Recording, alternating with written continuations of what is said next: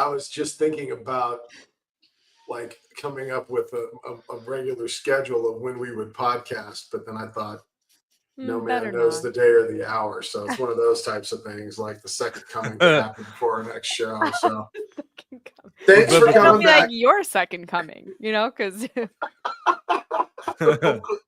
Oh my goodness, the first one wasn't that spectacular. So guys, welcome back to Texcathedra, and welcome back our great and one of our dearest friends, Angela Erickson from Integrated with Angela Erickson, has agreed to come on tonight, and we're also on your channel right now. Is that correct, Angela? Yes, you should be. It's funny, you kind of hit go right before I had like fully gotten it ready for my channel, but that's okay. So I think we're live on my channel. I apologize, guys. No, you were ready to go. It shows up here on the right that it looks like you're live. Perfect. I think that A is yours. When you say it, like you just can't hear me very well. Well, it almost sounds like maybe you're on your computer mic and not connected to your podcast mic. So I would double check your settings. I bet you that's probably exactly what's happening. Hang on.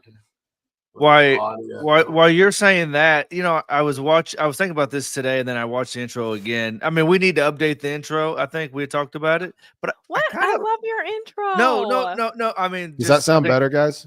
Yes, better. Immensely okay, there we go. better. Thank you. Yep. Thank you for the heads up. Better. Thank you, Grover. I think there's a couple. I think there's a couple parts that we just cut out, but I actually really like the music on our original. I love the music. On the original. On the original. I like this one. It was like a jazzed up Gregorian chant. Okay, right. That's right. I do remember that. Yeah. That was Trad, man, with the OG podcast, the precursor to the Old Testament to this podcast. Guys, it's been an interesting week. First of all, Jesus Christ is risen. Alleluia, as he said he would. Alleluia. Happy Easter to each and every one of you. And it's kind of a weird Easter because on Monday, His Holiness Pope Francis died. I haven't heard from either of you guys, and I've been dying for a hot take. Ange, take it away. I want to hear your thoughts on anything that you would like to discuss on that topic. Do you? Yeah. How's that for open-ended? Yeah. Well, yeah. Welcome to our show. Welcome. It's great to be back. And you might just get one or two hot takes out of me because I have had a single old-fashioned already tonight, and that's like enough for me. Honestly though, my hottest take is probably just that I'm tired of the hot takes. Is that too That's hot? Fair enough. I am so tired. I get like this instinct that people have to want to talk. It's a current event. I get it. But there's a part of me that's like, he hasn't even been buried yet. I don't know. Like, I feel like we should, the Jews always had a period of grieving for a loved one, and that they dressed in the particular garb, and they were grieving. Like there was a time set apart. Even, I mean, it was just the things that I like about other cultures is that a lot of them aren't pushing to move on right away. Like if a woman gives birth, for example, there are 40 days of healing. It was expected, for example, that women would stay home with their newborn babies. They weren't even expected to be at the baptism of their child. Did you know that? So women, yes, like every time my priest has always been like, it wasn't even expected that the mom would be there for the baptism. It's just the godparents that are essential in that ritual, in that sacrament.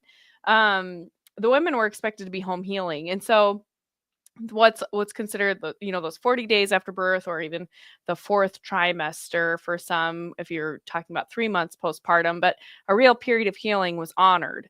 And I think the same thing for grief. Like there's time set apart for grieving. In ancient cultures, you were expected to grieve. And that's just sort of, I feel like I did not like a lot of things about Pope Francis. I'm not going to pretend like I loved his pontificate. In fact, the biggest crisis of faith I've ever had has been under his pontificate. Same. And, Same. But I do feel like we have a duty as children to grieve our father, our spiritual shepherd of the Supreme Pontiff. And so, and we grieve a lot of the time, not just the things we didn't like about their pontificate, but perhaps the ways that we wish we would have been loved more by our fathers, right? Especially if we have a bad relationship with our fathers. And so that's my biggest hot take, I guess, is I wish we would grieve and just pause before we move into the next news cycle and try to guess at what's happening next. I like that. I would just say this, and this is basically just to piggyback off of what you were saying, because I think there's a lot of people who are saying things like, you know, this is not a time for, you know, bitching and moaning about all the things you didn't like, and what we need to do right now. There will be a time for that. I would say this. I think I believe in listening to feelings. I'm a big believer in that. I have them, and I don't apologize for them. And I just want to say that it's okay to have a lot of complicated feelings about Francis. For real. That's okay. And anybody who tells you that that's not okay, like, ignore those people. And we Traditionis Custodes was an act of abuse. It was an act of spiritual abuse. It was cruel. It was petty. And someday, at some point, somebody's going to have to apologize for it. Now, I'm not expecting it. I know it's not going to happen, because I don't think that there are very many people left in Rome who have that level of introspection anymore. But he hated us. He hated us, and no matter how much we tried to win his love, it just wasn't possible. And I don't expect the modernists to understand how we feel. He didn't treat them the way he treated us, so I don't expect them to have the same feelings. Do I commend his soul to the mercy of Almighty God? You better believe it, because I hope somebody commends mine. That being said, he hated me, so I can't hate him back. That seems unreasonable. I have to like the guy too. Well, no, you don't have to like him. I don't think. See, and that's a distinction that I think is super important in the conversation. It's like, Mark, I know you and I both have some. For anyone who's maybe not familiar with me or Mark at this point, or any of us, because none of us get to podcast as often as we'd like to. We've all been really good friends for years now, going back to pretty much the beginning of all of our podcasting, which is, I mean, it's like so much fun to come on here, because we've been doing this all together, like basically for the same time frame. Yeah. And so we've gotten to know each other really well. And there are certain relationships in our lives that I feel like we have, you and I, Mark, especially, but you too, Jason. I mean, because you come from a really unique background as well. I never said I was a very good Christian, Grover, and I'll admit I say things on here all the time that I maybe are an overstep. I'm an off the cuff kind of person. So yes, but I think we all understand, like, the humanness of our relationships, right? Like, we know from experience in our own personal lives, and this translates into the spiritual life as well, so well, that often you can be seeking love from somebody and it's not reciprocated, and yet you still are, like, have an openness to this person, this great deep down desire for there to be unity. And I think that's been the plight of many Catholics, and some of that has been exacerbated by media trying to drive division. I think we have to acknowledge that. And then other components like Traditionis Custodes, obviously, was a deliberate attack on anyone who values the Latin Mass and true traditionalism. And that hurts, right? And so, yes, we do seek some sort of reconciliation. There, like, deep down, even if you say you hate him, Mark, I don't hate him. You don't. But that's the thing, you don't, because if you would be indifferent if you did. Yeah, you would be totally ambivalent. The thing is that it hurts because you do love him and you love the seat of Peter, and that's the problem. Like, not the problem, so to speak, but that's the crux of the issue. The source You love it so much because you know how important it is. It is a central component of the Catholic faith, and you feel rejected. It's like an abandonment wound. Yeah, and I remember in 2021, especially with everything that had gone down with COVID and the way it went down, it was just like in a span of a year, everything you had in your life just went away. And any choices or any individual decisions you made about life, or any control you had over your life, piece by piece went away. And I guess the brain trust at the Vatican thought that this would be a good time to take people's mass away forever based on nothing other than the fact that you like it. That's cruel to me. I think that the level of cruelty I had not even expected, but it does speak to an overall pattern of abuse that has become normalized and just a way of doing business in Vatican City. And I just wish, I don't know how that ever ends. I would think it would have ended after the scandals that broke in the early part of the 2000s, but clearly not. It's going to be an interesting conclave. We'll see. We'll say that it's going to be an interesting one because I don't think I'm alone in the way I feel. Jason, what do you think? Yeah, sorry. I know I dropped off there. This internet here has been pretty bad like this past week, so I just hopped on hopefully my phone's hotspot will work. I have a lot of mixed emotions actually. I don't have the and if I'm using the wrong term here for Mark and others, I apologize, but I don't have as much resentment towards Pope Francis as resentment's a good word. That's probably the better word. As Mark and many of y'all do. I'm also not like a big lover of Pope Francis either. I feel like you, Jason. I feel the same on many ways. Now, I do love him in the sense that, he was the Pope. He was our Holy Father, our spiritual leader in the Catholic Church. Does that mean that I agreed with everything that he did? Of course not. I think we've talked about that before. And like even now during this time, I try to measure my response and my feelings just out of respect for who he was, what the office was. And I know all that's cliche, but in today's environment, that's a lot harder to do than not, right? I do feel a sense of sadness when I found out he died. Like I actually had a great sense of sadness for him. Mm-hmm. Of course, pray for his soul daily. And something kind of ironic. Now, I haven't made it through these two books yet. I'm kind of reading them a little bit at a time simultaneously. But to me, it was kind of ironic that I was reading Pope Francis's Hope, right? I'm not finished with it yet. I was reading his autobiography. At the same time, I'm reading Hope to Die by Scott Hahn, if you can see that. Yeah. So I picked those up, and I was just like for me personally, I know it doesn't matter to the bigger picture, but to me, I was just kind of like, man, that's kind of crazy. I'm reading this book about the Christian meaning of death and the resurrection of the body, and then while I'm simultaneously reading Hope by Pope Francis, and his autobiography of all things. Well, his autobiography just ended, so I will say that the first parts of his autobiography. It's not funny. Mark is laughing. I shouldn't have said that. That was good. His autobiography, though, really does, and all y'all may have known this about him before, but I didn't. It really kind of explains a lot of his reasoning and the way he thinks and why he thinks the way that he did, and some of the decisions he made.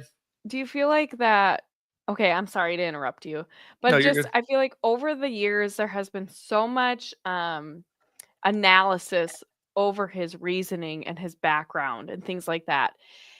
I'm thinking about some of the podcasts I used to listen to way back in the day that were, individuals who wrote books on this stuff. It's like trying to understand where he's coming from. Did you think that maybe some of the analysis that has been done on Pope Francis, and when you compare it to reading his book, about his own autobiography, do you think that they matched up, or like, I don't know, were they mutually exclusive, or do you think it had the potential to be a both and? I'm curious.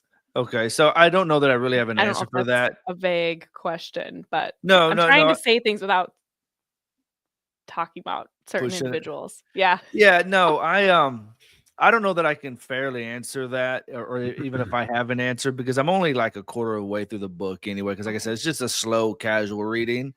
I definitely can, from what I've seen so far, and I don't necessarily know about the analysis of his decisions, but I can see why he formed the line of reasoning that he had many times for immigration, for refugees, for even environmental issues so far that I've made it through the book. You're like, okay, so this is why he feels the way that he does, right or wrong.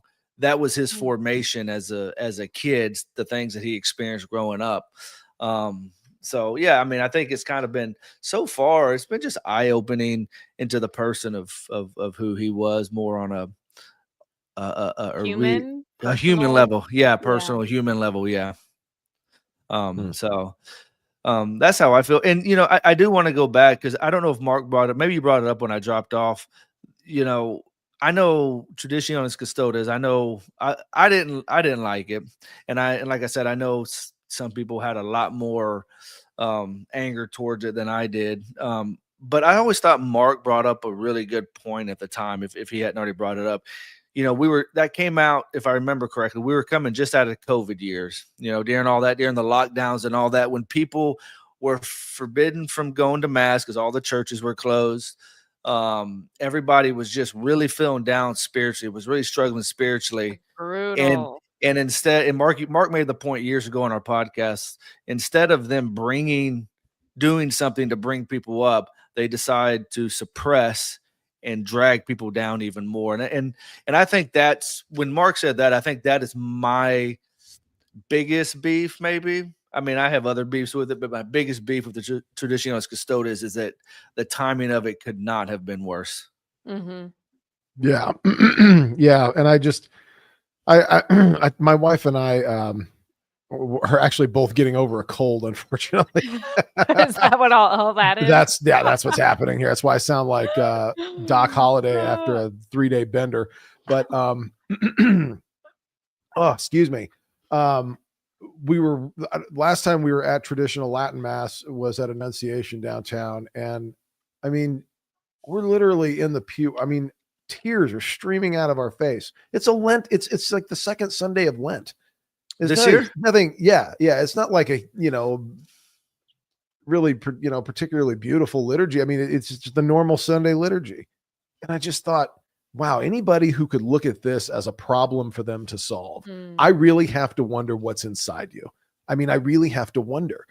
I like when we all saw Mass of the Ages episode 1, and we saw that story of that woman who, in the midst of an unspeakable tragedy, found some solace and some hope, dare I say, a little bit of joy, not in cocaine, not in binge watching reality TV shows. No, in all places, the Roman Rite of the Catholic Mass.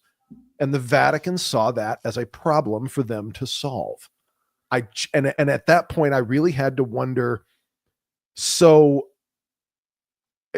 I'm just in this weird place now where God's plan is now so confusing. I don't know that I know how to help him with it or how to participate in it, because it seems like the biggest enemy of the Catholic Church is the Catholic Church. And so we have to destroy the Catholic Church so that we can save the Catholic Church from the Catholic Church. I have no idea I've lost the plot now. I'm going to go. I feel like, I wonder if the Mary Magdalene and Our Lady felt like this, the foot of the cross, just bewilderment. I don't know what to even make. And then wasn't it prophesied that in the end times you would see the abomination of desolation, which is iniquity laid bare? We will see evil it will confound us. It's interesting. I'm not trying to plug my podcast, but plug the podcast. I just interviewed Father Donald Haggerty from St. Patrick's Cathedral. He just wrote a book about basically not about the end times necessarily, but just like what to expect and how to approach it spiritually.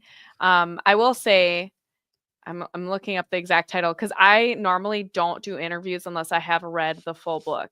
So I did ask around and ask people that I trust, like, do you know him well? Because they reached out to me for me to interview him. And I really think that he was so spot on in his analysis. I want to pull up the title here. We just talked about it. I need to publish it either tomorrow or Friday. I just have to do some editing because it was not a live interview, and I hate putting stuff out there that if it's live, I can just let it go. Mhm. Just like Yeah. all of the ugly things in there that I don't care for. But if I pre-record it, then I am going to go through every second of it and make sure I'm okay with it. But anyway, we just talked about this, and we actually talked about we even talked about all of the masses being taken away.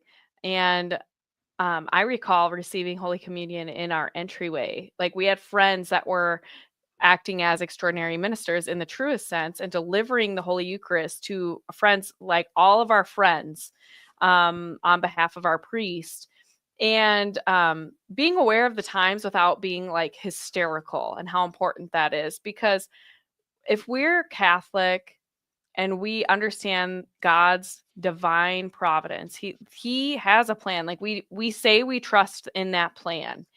And as hard as it was, I still remember kneeling in my entryway, weeping while I received Holy Communion on Easter Sunday in like 2021. Yeah. And being absolutely appalled that like this was the state of the church right now.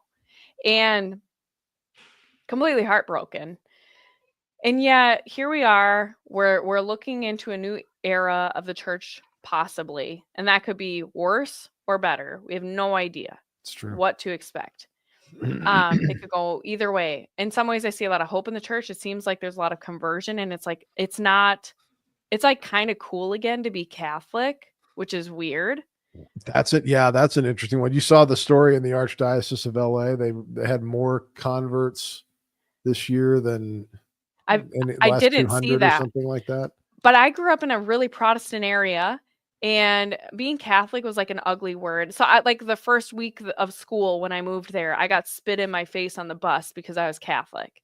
Like hardcore Protestantism, very anti-Catholic. And like now all of a sudden all these major figures are becoming Catholic. So anyway, I'm just saying there's a huge shift going on. In some ways I see a lot of promise, but also there are some legitimate things going on, like transhumanism and all of these weird ideological things that are getting pushed right now, that it's hard to discern where exactly we are. Which signs are we supposed to be paying attention to? And at the end of the day, do we look at someone like St. Alphonsus Liguori and say, okay, his writings, for example, on uniformity with God's will, how do we integrate that into our daily life and into our prayer life, into our soul, into our very being, so that we're not disturbed at what we see going on in the church right now?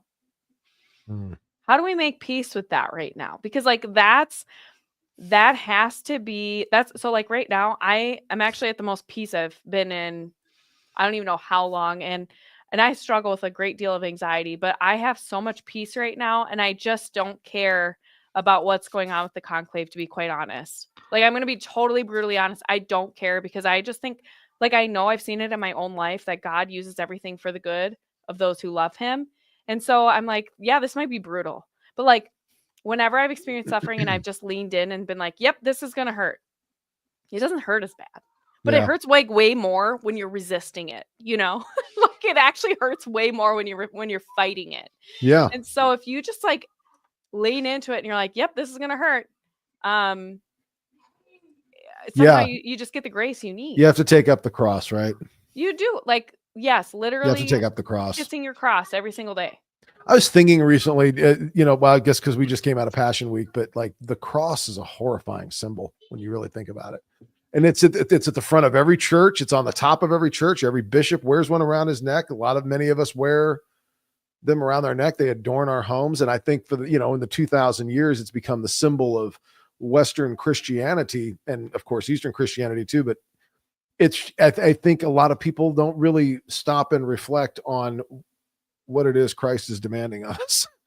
And it's pretty severe. It's pretty extreme. It's a horrifying thing to make your symbol. It's a horrifying, ignominious death.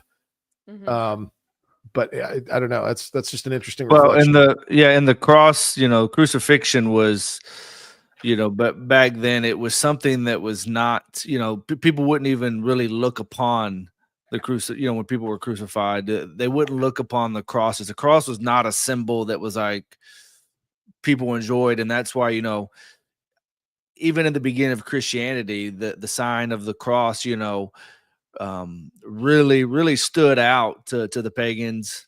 into the world, because I can think of the word I'm looking for, but it was really looked down upon, because that was not something you ever wanted to praise. It was not something you ever, you know, whatever. But I mean, it became a symbol of power. And yeah, you're right. Now the cross is just thrown around, even to the point where it just becomes like everybody wears a cross. It doesn't Yeah, matter it's a if it's fashion right. statement. I mean, Yeah. yeah, a fashion statement. Yeah, I mean, It is. you've got It's holy religious trendy. people wearing it, and then you've got this OnlyFans girl wearing it over here, and Right.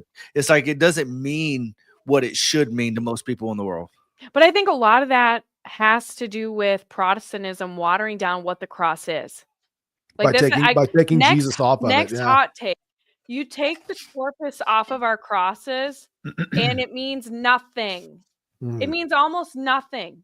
I yeah. get that Jesus is no longer on the cross, but when I look at a crucifix and I see how much he loves me, that cross means something. There were many people that died on a cross. There were many people that were crucified. Our Lord was wholly innocent. He is God, and he died a very brutal death for me. That is how much he loves me. When you take that corpus off, it loses all meaning. It could be anybody on that cross. And think- certainly nobody else died for me. And I'm pretty sure I might be getting this wrong. I think this is Jose Maria Escriva, but I might be a different, more modern churchman. But they said the cross without Christ is communism. Christ without the cross is hedonism. You can't have one without the other. So did you, I don't know, did you catch that, Ange? Or I did. I was just, my kids were like Oh, coming, okay. streaming I thought maybe we in lost you. here. No, I'm here. Yeah, I mean, I think there is Jose Escriva talking about how the this is cross Fulton. without Christ is hedonism. Did I catch that? Fulton Sheen. Okay, yeah, Or that Fulton. might be that. I Oh, fully. That's fine. Yeah, the cross without Christ is communism, but Christ without the cross is hedonism. And you can't have one without the other. Speaking of Easter, did either of y'all go to Easter Vigil? I would not dare with all 6 of my little kids right now. No, I was down. Personally. Yeah, I was down for the count this whole weekend. I was running a fever and I couldn't get out of bed. We did. Yeah, no, we had to do we watched the mass, the Institute of Christ the King Sovereign Priest on the television, and then quarantined ourselves so that we could make it through that. But you know, once I did for Grover, didn't go to the vigil. I once did. I had, like, within the last few years, when my daughter, my third, was a newborn, she was born December 15th, and I went to the Easter vigil. Oh, maybe I'm thinking of Christmas Eve mass. I might have been Christmas Eve, but I remember going with a young baby, and they cried the whole time. And then after mass, this old lady glared at me and shook her head like she was totally disgusted with me. And I was by myself with all of my kids at the time. If Paige was a newborn, Avery, my oldest, was maybe 3 or 4. So it was 3 or 4-year-old, a 18-month-old to 2 years old, and then a newborn. And this lady was super nasty to me. And I remember that was like the worst I have ever felt coming out of mass. So actually, that old lady is the reason I don't go to vigil anymore. oh, it killed me. It's crazy that y'all have those experiences with people, because I have never experienced it. I mean, even the times when we go to Novus Ordo, just like, I can't tell you how many times older women have come up to my daughters over their head coverings and done nothing but praise them, even though they don't wear them themselves. And Easter, we've ever since we've been Catholic in 2018, we go to every Easter vigil. It's just kind of something that I always wanted to make sure we try to do every year. Now, not all of our kids always make it through. Usually the younger ones, like this year, one. So I have a 3 and a 4-year-old. The 4-year-old fell asleep. The 3-year-old made it. But I mean, I go in and we were like 4 rows up. We usually try to sit closer to the front anyway, especially with the kids. And I mean, personally, I don't, if people have a problem with my 6 kids up there, you know what? I'm like, whatever. If they want to say something, they can say something, but it ain't gonna go too well because I think I felt that way I'm because like not. Lars was not there. He was working. And so it was just, and I was already like super postpartum. So I was like very vulnerable. And what I needed was someone to help me instead of Yeah. like judging me. Right. Yeah. Well, and here's the thing too, right? Just as a disclaimer, I mean, obviously, if the kids start getting too, which they normally don't, they rarely do. If they get, we'll take them out, and you know, even my older ones, I've had to take them out. I've had to reprimand them, spank them, or whatever the case may be, bring them back. But what I was just going to say real quick, but you're also in a lot different boat than I am, being a female versus a male. I think people have a lot more bravado speaking to a female about it than they would a man. Like if your They husband, sure if your husband's there, do you experience that nearly as much? Is my question. No, because if a man is with like his children, it's endearing, it's beautiful. Like, wow, what a great dad. Oh my gosh, he's amazing. And then if I go somewhere with my kids, like Costco of all places, people look at me like, why are you here? Actually, one of the last times I was at Costco, some guy in a freaking face mask yelled really loud, like, oh my the Lord's name in vain. And I turned around and I looked at him. I stared him down. I was waiting for him to look and make eye contact with me. And his friend kind of like side-eyed. I could see him. He's also wearing a face mask. Side-eyed, like, oh gosh. And I was waiting for a confrontation because if I go places, I almost always get comments about me and my kids. And my husband, he just gets praises. That's it. Nobody would ever look at my husband. Maybe it's because he's like mega masculine. He's got the big beard. He's in shape. He's a lineman. I don't know if people would be like afraid to fight with him or something, but no one ever says stuff like that to my husband.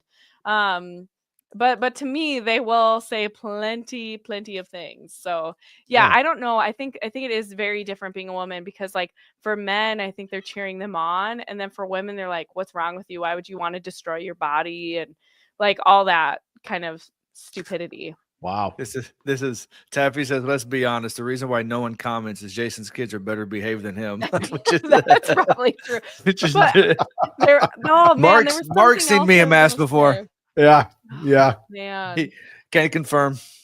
There was something else I was going to say too that you made me think of, and now I can't remember. I'm going to think about it for a minute because when you saw me put up my finger, like, hold on a minute. This year. Oh, maybe it was Darren's comment about temper. Oh, okay. This is what I was going to say. He's reminding me with Darren's comments about the temper tantrum of small children are absolutely hilarious to watch. Okay, can we just be honest? Like a really bad cantor at mass is way more distracting than a small child. Oh, wow. Can we be honest? Somebody gave somebody a microphone that can't sing and they think that that's acceptable. But like a small child being a child is problematic. Give me a break. Sorry. We had a terrible cantor. I think it's funny that there's like everybody's got a mass pet peeve. Mine is a rambling homily that just goes on and on and on. Like I could care less about the cantor, but like everybody's got a mass pet peeve. I think that just is one of the what my biggest pet peeve is at masses or right after mass is when I go to the same masses, Mark, and then literally I can't make even if I make it out the door in 2 minutes, Mark is gone. Dude, my wife does the Judas shuffle. I've talked to her about this. Where she receives our Lord and then goes out into the night. No, I didn't. Here's know the that. deal. Here's the deal. My wife likes to sit in a warm car. Okay, when the car is cold, it doesn't get cold here very often. She's not even in Minnesota. Don't even talk to me. I live in Minnesota. Don't talk to me about a cold vehicle. Well, no, trust me. We lived in Iowa. Like it was ridiculous. So she's like, okay, after the final blessing, I'm going to go start the car. Okay. I mean, she doesn't wait till the final blessing. So, I mean, she doesn't just receive the Lord and go out. I'm like, good. I call that church mass when it's bleeding out. That's actually what I refer to it as. It's bleeding out after Holy Communion. We have a church that does that. I sat here and I see Mark or sit there and I'll see Mark and I'll be like, good. I get to hang out with my friend after he gone. He's gone. He gone. And I'm like, now I'm just stuck with my wife and kids. Oh. Sorry, I did that to you. No, but you know what's funny though is this year. So we were gonna go. I don't know why I'm laughing at this. I guess it's just a Sam Wright joke is making me laugh. But I had arrived at the ordinary right at 2 hours early.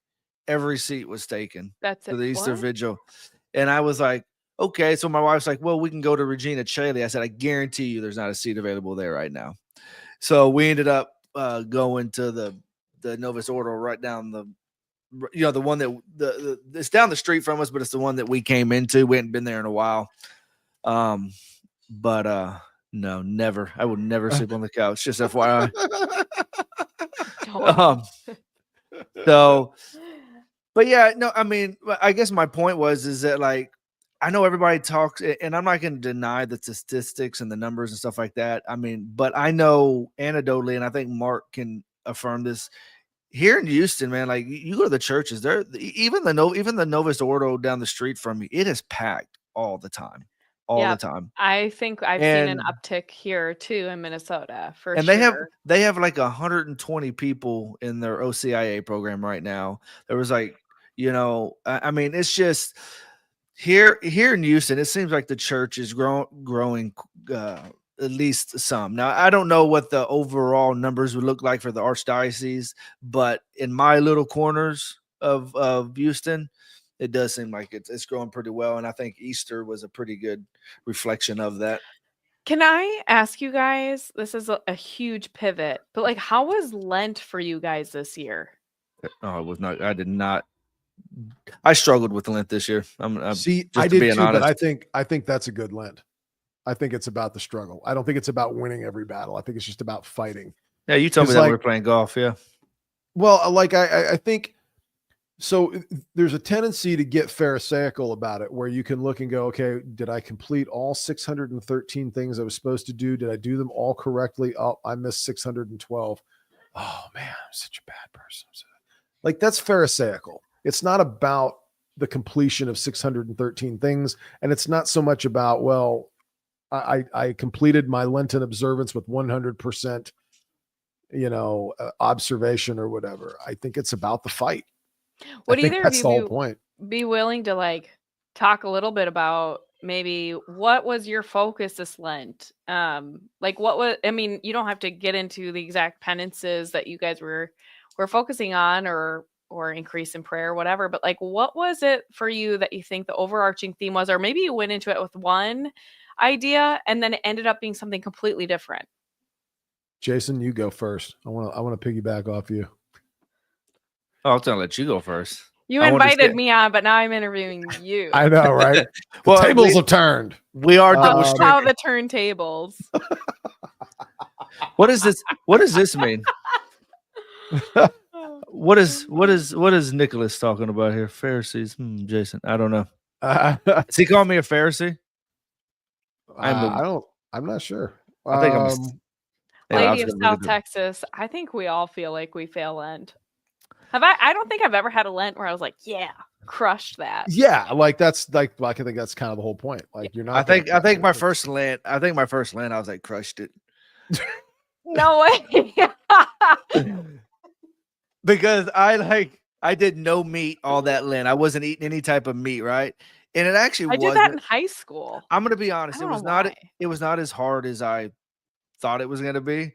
But then afterwards, my wife was like, "Yeah, of course it wasn't hard for you. You didn't cook your meals. I had to do all that." I was like, oh, that's a good point. Yeah, I guess it was more of a Lent for you than it was me. Or Lent sacrifice. Yeah. But my younger daughter, she does kind of like one year, like so when she was younger, she loved cereal, so she gave up cereal. And then the next year, she was like, you know what? I'm gonna sleep on the floor. I'm not gonna sleep in my bed. And every single day of Lent, she slept on the floor. And it was kind of funny because afterwards she was like, I think we were asking her, well, which one would you do again? She goes, oh, I would do sleeping on the floor. We're like, why? She goes, no, cereal was way too hard. No way. Yeah. I mean, that's so crazy. I don't even know. It's so funny because I remember in high school giving up meat for Lent. And I don't know why. Like, no one else in my house was doing anything even remotely that drastic. I remember also giving up TV, but that was not hard for me. I've never cared a whole lot for TV, I don't think, Mhm. or screens in general, but meat was hard. Hmm. And and yet that I remember as a high school student being like, this is actually not that bad. And now at 30 some years old, I'm like, that would be really hard for me. Actually be a lot harder now. I tried to stay off of social media and like reduce my screen time, especially on my phone, because the like scrolling I on need to do Insta that, on the period. phone and all that stuff had become like a real time suck, and just one of those things where I felt like it was it becoming disproportionate and inordinate and not in its proper place. Sure. So I felt like that was a good place to start. And really also observing an actual fast on Ash Wednesday, on Good Friday, and trying to intermittently, not intermittent fasting, but intermittently do some fasting throughout the week, because my drug of choice is food. I think you look at me and you can figure that out pretty quick. Although Oh, I I like this. we did drop, both Kayla and You I, guys have been doing great. we are down. She's down 46 pounds and I'm officially down 50. No way. That's Yeah. awesome. Yeah. Everybody in the chat, round of applause for Mark Well, and his wife Kayla. it's been a lot of, we've incorporated it into our spiritual life. And I know that I know the purpose of spiritual life is not to lose weight. That's obviously not the point. I mean, that can happen and that's fine. But the objective has got to be something more, uh, celestial based, I guess. It's got to be rooted in heaven and the pursuit of that. I think that's probably more important. So like this Lent, I was probably, I think just because my headspace, I struggled with the headspace, but I also gave up like snacking. Like I will only eat meals and not, because if you're around me a lot, I like to snack a lot. Like I eat between meals, I eat, you know, and that was definitely hard. But I tell you what, for the first time in my life, I've never fasted this long, but I did that 40-hour fast. Now, for me, it was actually 38 because I kind of decided last minute to do it. And I know they were supposed to start at 8. So we got home from um, Thursday's mass. And then I think I got home at like 10 o'clock and I ate. And then I decided, say, you know what? I think I'm going to try to go till noon on Saturday. But I did that. So I went all day. I did the 40-hour fast, or 38, I guess, for me. And I tell you what, I didn't realize how weak my flesh was to that, because that first day, I mean, Friday was pretty tough. I was like, that whole day, I was like, I am hungry. Like, Yeah. and like how much I want to think about it, because I'm used to, just if I'm just sitting here like watching TV or at work, I'll just pick up something to eat.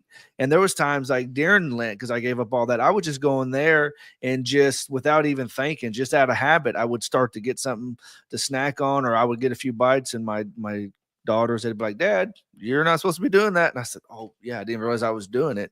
So it was definitely probably the hardest. And I thought, be honest, I thought it was going to be the easiest one to give up, but Yeah, that's so interesting.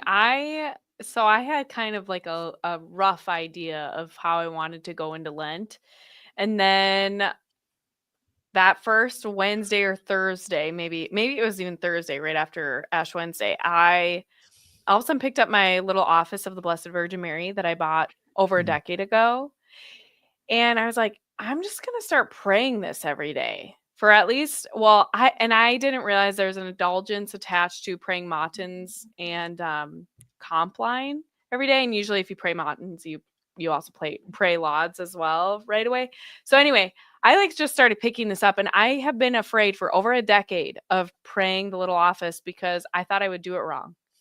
Honestly, it was like that's oh, the reason. I actually get that. No, I actually do. Yeah. I thought I would do it wrong. And so I had this thing forever, and I just was like, you know what? I'm going to do this. And I think it was just the Holy Spirit, like, because it wasn't something at all that I planned. I don't even know why And that's how you kind of know it was the Holy Spirit. I don't know why it came into my mind. I was going to pick this little blue book up and start going through it. And I actually started off, I was praying lauds every morning. And then I realized, I'm actually supposed to be praying matins first. And so, but it was good because I was like, at least I was already carving out the time. And I think if I would have looked at both of them at the same time right away, I would have been very overwhelmed. Like, that's a lot of time to commit, praying both of those and singing the chants and stuff. It's like 20 minutes or so just for that every morning. And you know what? It just like transformed my life. And then we all got sick. And every 2 weeks, all winter into spring, we've been sick at my house with something different. And so I fell off the wagon, even though I was seeing tremendous growth in my spiritual life, and just really not even because it's like super meditative for me, but really it was just the self-discipline. And that was really what I needed to work on, was being more disciplined and temperate in my prayer life, and in other areas like disciplining my children and not losing it every time something was going wrong, or like in a way that I didn't like. And anyway, so I feel like Lent was what I made a lot of progress in that way. And then I also failed a lot because we kept getting sick, and I just had a hard time getting back into it. But so that's kind of why I wanted to ask, like, if there was anything you guys went into it with, because I do think, for me anyway, I have continued to pray the little office as much as I can. What do you think of that? How is that introduction of the divine of the church's liturgy in that particular sense impacted your life in the time that you've been doing? Because I love the office prayers. I Yes, do. I've Yeah. always loved the liturgy of the office, or the liturgy of the hours, excuse me. But I think because I've rarely prayed it. Like, the last time I think I prayed the liturgy of the hours was when I was on like a retreat. A couple of years ago, 1 year ago, or I don't know how to describe this, almost a year and a half ago, went to Michigan and hung out with Tim Flanders and the Meaning of Catholic crowd, like a bunch of us. That was the last time I prayed Liturgy of the Hours, and I've always loved it. Like, I think honestly, I could have been in a convent. Like, I actually love silence. I love structured prayer. It's something I thrive on, but it's really hard when you are a mother to a bunch of little kids. Yeah. And so, I mean, it just is objectively. But Alice, my youngest, I know Margot is asking where Alice is. Alice is probably with Lars right now, or if she's not sleeping already.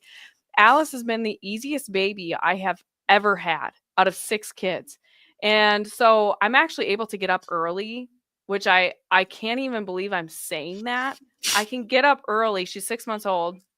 And I can get up and pray before the other kids get up, because she actually sleeps at night, which is amazing for them. I mean, we still get up and nurse and stuff, but like, it's not like anything my other kids have been. I've been taking care of babies now for almost a decade straight and not slept a full night of sleep. So I can get up and nurse and like pray and nurse and do whatever, and it's super easy. And so I think this has just been a grace from God that has allowed me to get into the type of prayer life that I have wanted. And for me, it's the structure component. Like, it's the choleric in me. I think I like the structure, and I like knowing, even if it's not an emotional thing, it's this intellectual, like, I know I'm making time for God every single day. And so Yeah. even if I don't always feel like it's this great contemplative thing, I'm going through the motions. And sometimes in the past, I'd be like, well, it's not real prayer then. You know what I mean? Like, I would talk myself out of it, and it's totally the enemy discouraging me from carving that time out. And I think I've realized where the enemy is attacking me, and just being able to say, nope, I'm not going to give him a foothold anymore in this area. I'm going to keep doing this thing, even if I don't feel like God is in this moment. I'm going to go through the motions because I know it's right and just, and he is owed this part of my life. And so I'm going to keep going and doing this regardless of how it makes me feel. Yeah. And just being able to do that and say no to myself that way has been so good for even my motherhood, because I homeschool most of my kids. We have 1 kid in school right now, but like, I'm at home all day with 5 kids. it's really easy to blow up about stuff with the kids. And so being able to be disciplined in this one area has translated into being more disciplined in these other areas and being more patient, or I should be more patient. So anyway, that's where it's been transformative for me. And that was like something I was totally not expecting during this Lent. And I think that's why the Holy Spirit pushed me, and my guardian angel pushed me to just pick up the little office, because it was like, this is what you need. This is what you've been craving. You know, you need discipline in your life. This is how you're going to get it. The little office was the first office that I actually prayed for a while after I became Catholic. Somebody suggested it. I haven't prayed it in a while, but yeah, I enjoyed it when I had it. It's a very ancient or when I did it's it. a very rather. ancient form of the office. I mean, you're supposed to, if you got one of these on, these little my bling, you should be praying the little office every day. You know what I mean? Like that's, and I think a lot of people sort of get dispensations to pray the rosary in its place. And I thought it was you either had to do one or the other. You're actually supposed to pray the little office, and you're supposed to get a special dispensation to pray the rosary in its place. Oh, okay. Yeah, most people don't know that. It's very lax now, but that's not how it was originally. You were supposed to pray the little office. I know Father at Regina Caeli, after he did what's the word I'm looking for, where he gives people with scapulars, where he invested, sure. Invest, yeah. After he did that, I know he said pray the little office, but you can do the rosary in his place at the time. So and that's what most people do, I'm sure. Yep. Interesting. Yes. Yep. Mm-hmm. I did not know that. Mm-hmm. Now, is it required all canonical hours or just? No, I think matins and compline are what's it depends. I'm sure it depends on your state in life, but I think matins and compline, and then it is sort of customary to pray matins and lauds together. What you want to pray the divine praises every single day. You know what I mean? Like, and that's been good for me too. Like if there's any lay Carmelites in the chat, shout it out. Yes. Yes. Or religious Carmelites. I doubt it, but but yeah, I mean, I could totally be wrong, but that's my understanding of it. And so yeah, I think it's been really good for me personally. I'm like gonna be just a diehard promoter of the little office from now moving forward, because as much as I love praying the rosary, I really do. I love praying the rosary. My kids love praying the rosary for the most part. I have like one kid that's kind of a little stinker. But yeah, I mean, I think the little office it's more demanding. Like it's actually more demanding than praying the rosary. Mm-hmm. It's not something you can memorize. Is. Yeah, I know. Yeah. Well, it's a liturgical prayer. Yeah. Yeah, 100%. So. I just want to go ahead and say on the record that I don't know how conclaves work, and I refuse to learn. So, how's that? White smoke, black pope. We're moving. I don't know.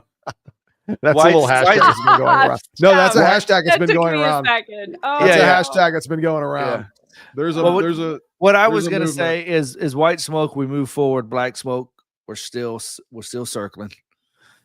Yeah, I think everything is a speculation. I keep getting asked, like, who do I think will be voted in, elected? I have no idea. No idea. I mean, Francis was. It sounds. I've never heard of Francis before. Bergoglio was supposed to be elected, and then Cardinal Ratzinger was. I was going to say, didn't he come in second on the first? Yeah, like I think it was a surprise, and then eventually that he was elected, and yeah, I don't know. And that's where I'm like, I think we just really need to pray for the Holy Spirit I get the Holy Spirit does not elect the next. You're in trouble now. Okay, I know. I told my husband tonight. I was like, guess what? Did you know you're eligible to become Pope? You're a confirmed Catholic. Congratulations, you're in the running. He goes, have I been nominated? Hey, I put money down on it. You know why? Because when anybody gives you 10,000 to 1 odds on anything, you take it. Take it. Wow. Jason is shocked. Speechless for once in his life.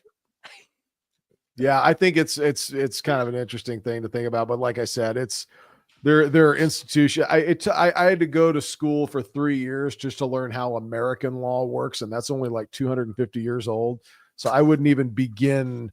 I have a book. I have a code of canon law that I'll sometimes go in and read, but like, I'll be honest, I have no idea how this is interpreted and how this is applied in the tradition of overnight, canon law of the church. I have no idea. Nick, oh my gosh. husband saw the exact same article here. Attention, newly elected Pope Joseph R. Biden. That's funny. By 81 million cardinal votes. So yeah. Oh goodness, funny. That is good. Oh. Well, parting thoughts, or I know it's getting kind of late. Ange, what time is it there? We live in the same time zone. We do? I thought you were out east somewhere. Yeah, she's over in Europe. Yes.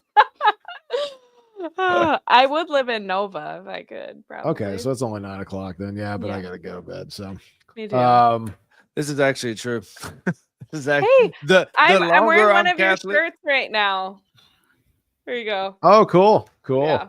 The longer I'm Catholic, the more I realize this is so true. I've never put it into those words, but yeah, the sentiment's been there. We don't, and I think that's at the end of the day, like that's why I'm not all that concerned about the conclave, to be quite honest. I know we titled the show that we're talking about the conclave. I'm not really worried about it. God's got it. Yeah, and even if I did worry about it, I wouldn't know what to worry about. I don't really understand. Like, I have a lay person's understanding of like the mechanics of how it works. Obviously, there's voting and things like that. But let's be honest, none of us really know what the heck we're talking about when it comes to this stuff. I mean, there's a lot of so old and so governed by so many archaic rules and laws. Like, we have no idea what this is. Well, did y'all ever read St. Galen's Mafia by, I can't think of the girl's name. I read that book. But man, yeah, I know who you're talking about. But it made it seem like it's just like any other political type process. A lot of backroom dealings and like just negotiations. Sure. But that's the thing is like it's still a human institution. Like it was, and that's I think I saw this firsthand. I worked for LifeSite News. That was my last big girl job before I decided to stay home with the kids. And this is also the time that I had my crisis of faith, even though at the time I loved working for LifeSite News. Actually, I think some people have mixed feelings about LifeSite, and I actually kind of did when I first got hired by them. But I loved working for them. They were an amazing employer to work for. And anyway, but because we were so deep into what was going on in church politics, and the Cardinal McCarrick scandal broke while I worked for them, that was when I had my crisis of faith. And I don't know, like I think I just came out of that realizing like either this is God's church or it's not. Like there's no other option. And because I'm so convicted that this truly is his church and that his hand is taking care of everything, I just have to let it go. Well, yeah, and that's the thing is like obviously there are ways that I would like to see the church go as far as the next, whoever they elect as the next pope and whatnot. But at the end of the day, what I want, how much I stress about it, and Jesus literally talks about your anxieties and what they can do for you in the Bible. I mean, nothing. He's like, you worrying and being anxious does nothing. Like, stop it, right? So yes, I mean, obviously we have our worries and our concerns about the future. That's natural, but at the end of the day, I'm not gonna do like some people that are just 24/7 news cycle on who's going to be the next pope, what's going on here, there, because at the end of the day, if there is something that needs to be fixed in the church, God will do it in his time. And he's not going to do it through you, Jason. No offense, but and I'm not going to speed up that timeline. That was cold-blooded. You know what I'm saying? I'm not going to speed up that timeline. And you know what? People you tell him, Angela, you can come back on this show. I'm a little sassy. Yeah, well, I'm not going to do it through you. I know that's for sure. You know what? I was told about having a Me woman on our either. podcast. I know, I know right? we're the We worst. We shall not People- suffer. We are yeah, the worst. Who Uh, let No. me out of the kitchen? I mean, for real. I know. Just, Um, yeah, Send me your husband's phone number. yeah. We're gonna have to. I'll We're gonna have to send tell it on to you.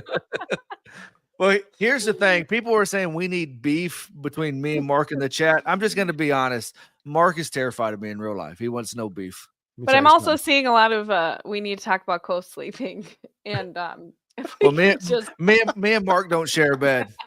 If people were wondering. Yeah, it hasn't gotten quite that bad. That's for sure. Fiducia supplicans does not require us to share a Oh bed. my goodness, Fiducia super. I'm dead. I can't. Wow. Yeah, Well- that was another winner. That's that's the right time to sign off, folks. I have literally never talked about a document more than Fiducia supplicans because of Mark. Oh.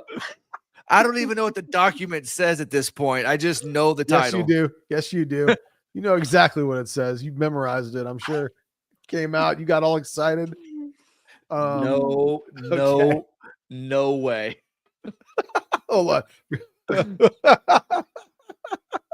I don't know the other one. I know who Religious Hippie is, but I don't even know who the other one is. Oh goodness gracious!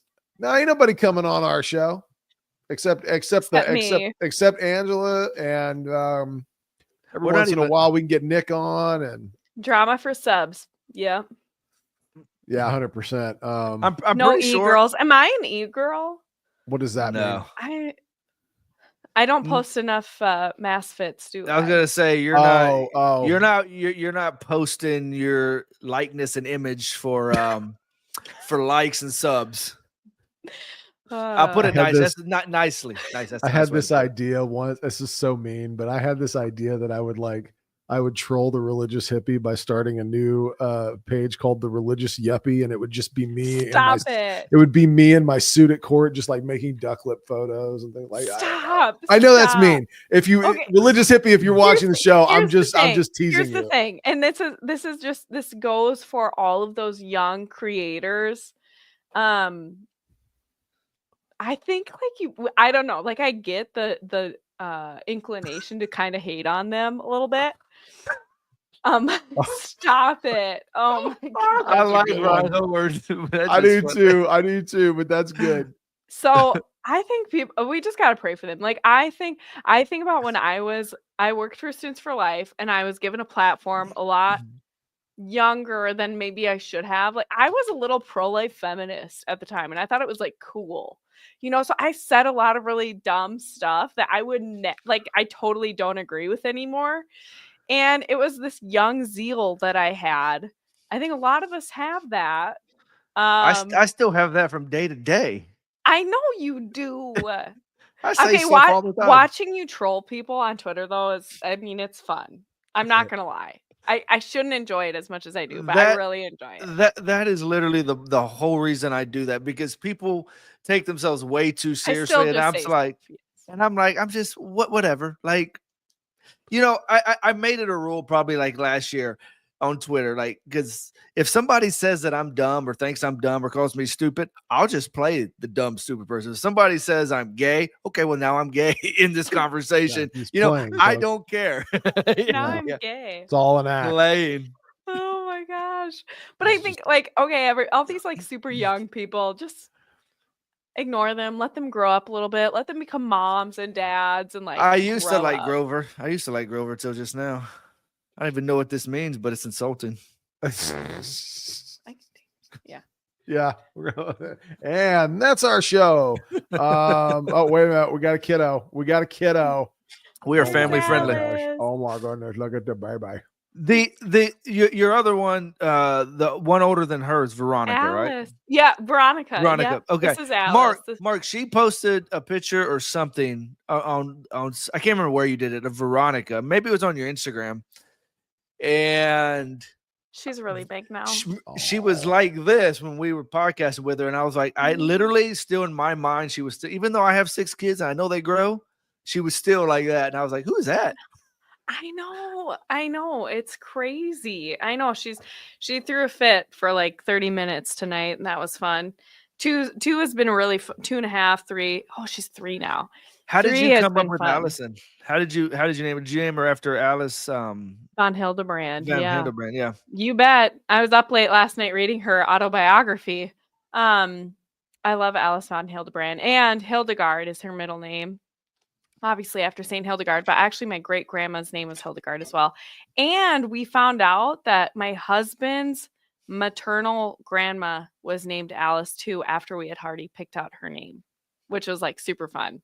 So And this Have is you number guys 6 have you for guys watched maternal great grandma. This Yeah. is Have number you 6 guys- for you, right? This is, yeah. The 6, yeah. have you guys watched Trumpet of God, the story of Hildegard von Bingen? No. Oh, Edith, I my like the name goodness. Edith, Darren. It is so good. It is a one-woman play. You can get it on Amazon Prime, and I own it. I've watched it several times. And the play is structured on the canonical hour, so it begins with matins, and then it's fantastic. Trumpet of Hildegard von Bingen, Trumpet of God. Go check it out. It's good stuff. All right, that's all I got. Okay. Number 6, 2 more before you meet your favorite. Oh, So God. I always have a running joke. You know, like on Twitter, we have this cradles versus convert type deal. I always make the joke that 4 of my kids are converts, 2 are cradles. And I said, of course, the 4 converts are my favorite. How dare you? All right, They just don't team. know they're Catholic yet. Oh, what a sweet bye. Oh my goodness. All right. Okay. I think that's all we got. I'm going to That's all we close it out. got. Yes, sir. Guys, we will try to do more content as we get time to do it. It was really great talking to you guys. Yep. Yeah, it was fun. Bye, Alice. Bye. Bye, Alice. She sounded like she was going to talk to us there for a minute. Das vidanya. See you guys later.